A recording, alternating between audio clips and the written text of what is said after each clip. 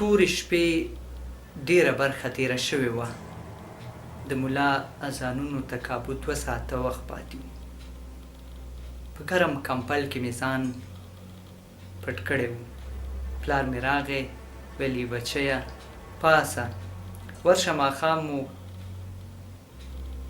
هغه ورخ سم نه و تړلی، شاید اوبه رایله شوي وي.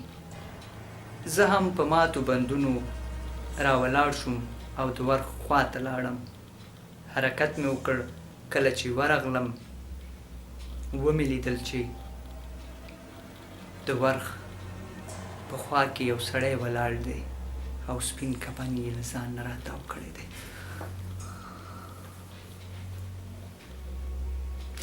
کله مې چې سړی ولید د بدن ځواک مې له لاسه ورکړ. زړه مې په رېږدېدو شو. بسم الله مې کړه او شاته مې رامنډه کړه. پلار مې راته وویل هلکه څه کیسه شوې؟ دومره وارخطا ولې؟ کیسه مې ورته وکړه. پلار مې مسکی شو، ویل یې د تشویش خبره نه ده، مه وارخطا کېږه، شاید سترګو دې کومه ونه لیدلې وي. زه پوه شوم چې پلار مې زما د صحت او د نه ویرېدو په خاطر دا خبره کړې.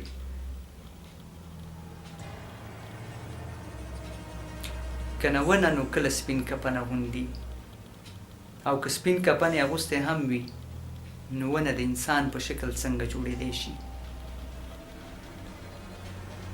او بیا دا چې په ما پسې رامنډه څنګه کړه.